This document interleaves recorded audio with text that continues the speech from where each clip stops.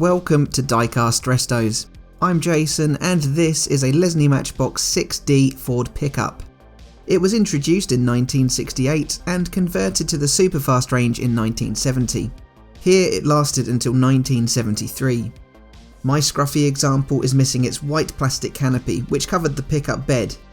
All models left the factory painted red and had a white, later chrome plated grille. Here's how mine would have looked when new. It is based on this, a Ford F-Series flare side.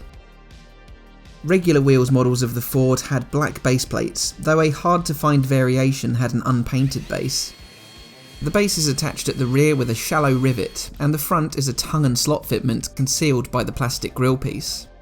The base also included a suspension piece and incorporated the auto steer system, which steered the front wheels when the corresponding side of the model was pushed down. This auto steer system was lost on conversion to the Superfast series, though it retained the ivory white interior and clear window piece. The white plastic grilles were in the minority to the chrome plated type, while the majority of bases were black. However, a number of gloss or metallic green bases can be found. An extremely rare run was simply plated. There were variations to the Superfast wheels too, which were initially the narrow 2mm type and later 4mm in width. As my base piece had the suspension riveted in, I decided to leave it in place and use the gentler liquid paint stripper to remove the old scratched black paint.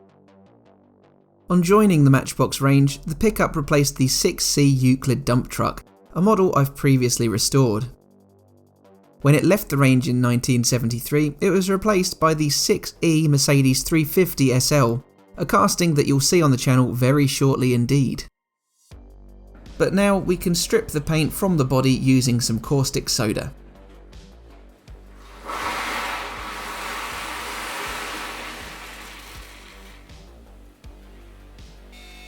The casting is based on the 5th generation 1967 to 1972 Ford F-Series pickup trucks. With the earlier 4th generation, Ford had introduced several changes over the generations prior, including making the cab lower and wider, with the bed sides, hood line and window sill all at the same height. The 5th generation continued on the same platform, and the F-Series would continue to do so until 1979. The 5th gen did benefit from a larger cabin, sharper styling lines and expanded engine options. It had 3 trim levels, though the names changed in 1970. Base level became the Custom, Custom Cab became the Sport Custom, joining Ranger as optional levels of equipment and trim. Later in production, Ranger trim was upgraded with the optional Ranger XLT top level trim. The new F-Series cab was 3 inches wider than the 4th generation, and it had a heavier frame.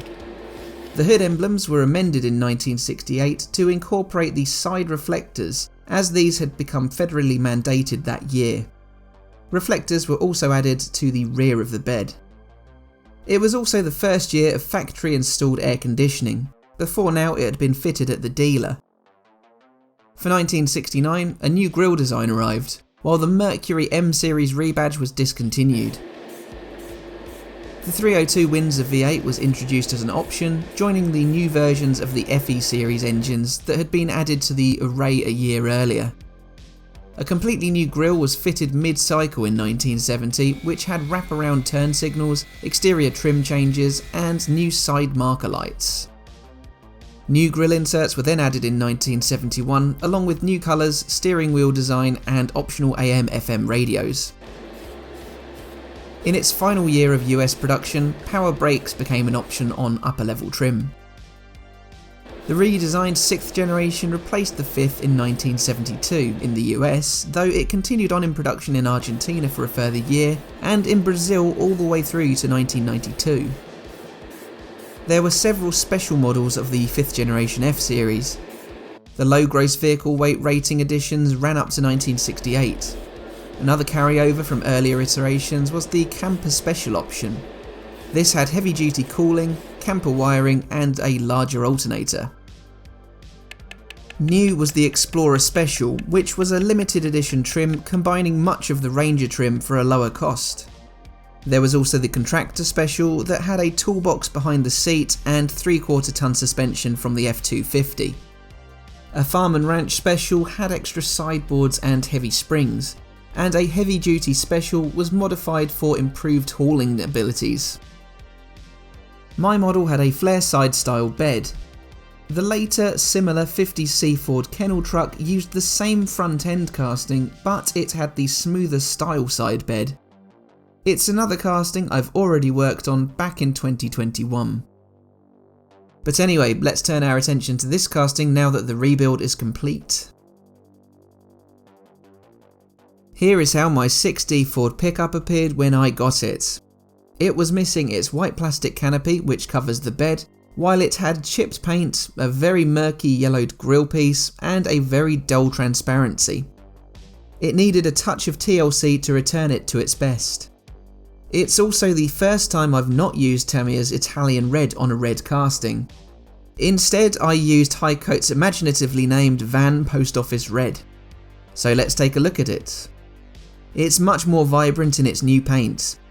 The Hi-Coat really pops and looks great against that bright white plastic grille. Those dull axle ends have been dabbed with chrome, and the interior and transparency have been cleaned. The reproduction canopy fits well on the back of the pickup. I'll leave a link to model supplies where I sourced it in the video description. I love the subtle differences between this and the 50C kennel truck.